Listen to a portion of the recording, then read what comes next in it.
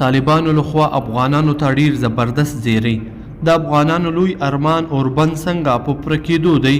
طالبانو د اوربند په اړه په افغان ملت څه زیری وکړ دی ویډیو کې را سره وګورئ او چینل در سره سبسکرایب کړئ.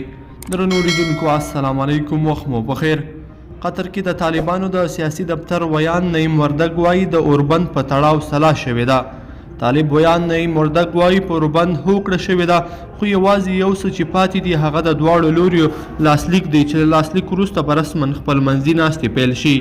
دا په داسې مهال ده چې د قطر په پلازمینه دوحه کې د سپټمبر په 12مه نیټه د بین الافغاني مذاکراتو له پرانیستې غونډې راپدې خوا په افغانستان کې د طالبانو له لوري جګړه او تاوتریخوالی زیات شوی دی. په ورته مهال د افغان سولې لپاره د امریکا متحده ایالاتو د بهرنیو چارو وزارت ځانګړی استازی زلمی خلیلزاد تاجکستان ته له سفر وروسته بیرته د قطر پلازمینې دوحې ته تللی دی او د امریکا د دفاع وزیر مارک اسپر هم دوحې ته راغلی دی.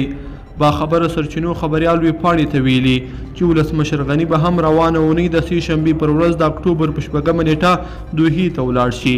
دا په داسې حال کې ده چې د افغان سولې لپاره د امریکا ځانګړي استازي دا اونۍ یو شمېر هیوادونو ته سفرونه ودرلودل او نن تاجکستان ته د افغان سولې پر سر د تاجکستان چارواکو سره د لیدنې او بحث لپاره ورغلی و او له هماغه ځایه بیرته د قطر پلازمینه دوحې ته رسېدلی دی.